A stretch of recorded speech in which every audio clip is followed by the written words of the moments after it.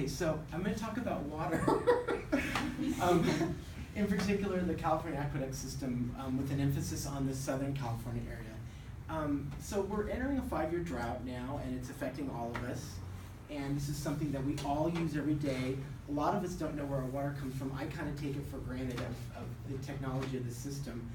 I'm a gardener. I've been a gardener since I was 19, and I take care of a golf course in Glendale. And so I know a little bit about the system because I'm allocated so much water, and I have to set the water timers. It's really important that Californians understand this system because 25 million Californians get their water from the California aqueduct system every day. That's over 80% of our population. So it's valuable because, by knowing the system and understanding it, we have a better appreciation of the value of our water here in California. I'm going to talk about all 3 of the aqueducts, but before I talk about those specifically, I want to talk about the 2 kinds of water we have here in Los Angeles. A third of the water we have here in Los Angeles comes from well water. It's in the aquifer under the ground, and it's replenished by our winter rains. It's the cheapest, least expensive water for the DWP to pump out and sell us. And the man in the corner is Wayne Mulholland, and he's credited with the aqueduct system here in Los Angeles.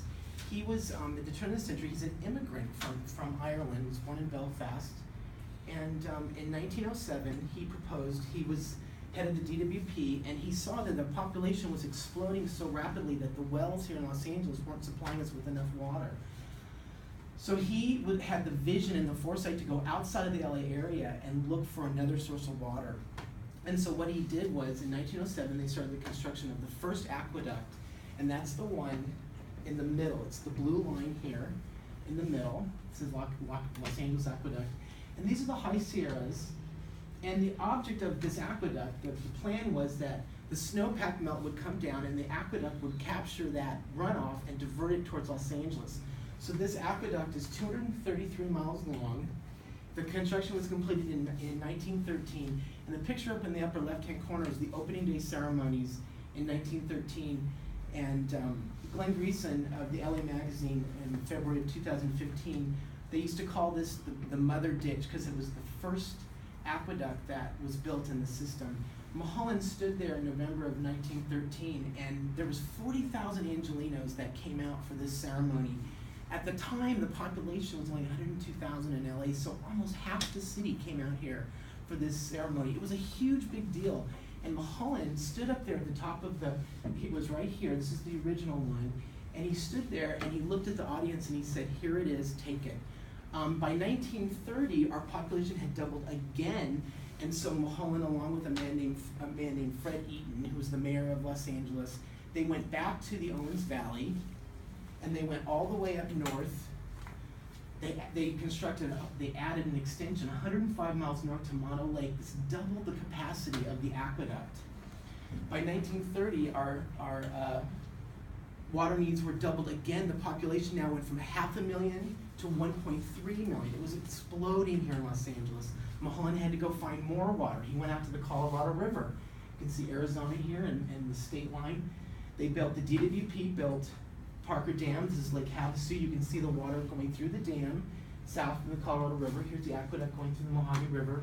This is the Witsit Power Station. It's one of 5 pumping stations on the system that pumps 1 billion gallons a day out of the river into the aqueduct and across the Mojave River.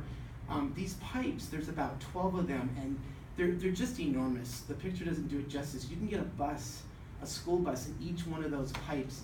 This aqueduct was started in 1933, it was completed in 1939. Sadly, Mulholland died in 1935, and he didn't live long enough to see it. The aqueduct is 242 miles long. There's 5 pumping stations. This was a WPA project during the Great Depression, and if you look in this picture closely, these men are out in the middle of the Mojave Desert in 115-degree heat, and they're hand finishing the concrete by hand for 242 miles. This is the Hines pumping plant. This is one of the 5 pumping stations that pump the water along the Colorado River Aqueduct. It's pumping the water 441 feet over one of the hills to an elevation of 1,800 feet. By the 1960s, the population was exploding again. Mulholland's now gone, so the state now decides under the Governor Brown that we've got to have a state water project. So they then go and build the California Aqueduct. This system was started in 1965. It was completed in 1970 when I was in high school. And it starts in the Delta area up here between Sacramento and San Francisco, and it runs 400 miles down to the bottom of the San Joaquin Valley. If you include the Feather River and the Sacramento River up to Lake Oroville, that adds another 300 miles, so it's 700 miles they're moving water for us. When it gets to the bottom of the San Joaquin Valley, it's then pumped over the Tehachapi Mountains. If anybody goes up to Magic Mountain, you see Lake Castaic, Lake Pyramid, these pipes are pumping it over the Tehachapis. This is one of the pumps. And Darren Joyce, he's operational supervisor for the LA DWP. He stated in a 2014 article, they call this the big lift. No other place on earth is water lifted and pumped that high over 2,000 feet of mountain to get it to a city. So I've talked about the 3 different aqueducts and the two kinds of water that we have here in Los Angeles. Catherine Mulholland, who's the great-granddaughter of William Mulholland, said that her father was a pragmatic progressive, and he had a vision for public works for the greater good. He's credited with these aqueduct systems here in California. And I wanted to leave you guys with one thought about how much water is moved so that we can all brush our teeth and bathe and plant our gardens. The greater metropolitan Los Angeles area uses 195,510,660,000 gallons of water a year. That number is way too big to wrap your brain around. So what I did is I extrapolated this down to a number that we can all kind of imagine.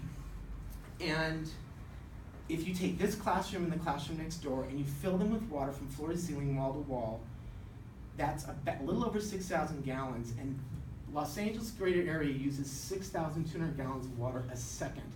So every time I snap my finger, these 2 rooms of water are being consumed in Los Angeles. Every single time I snap my fingers. That's how much water the greater Los Angeles area is using.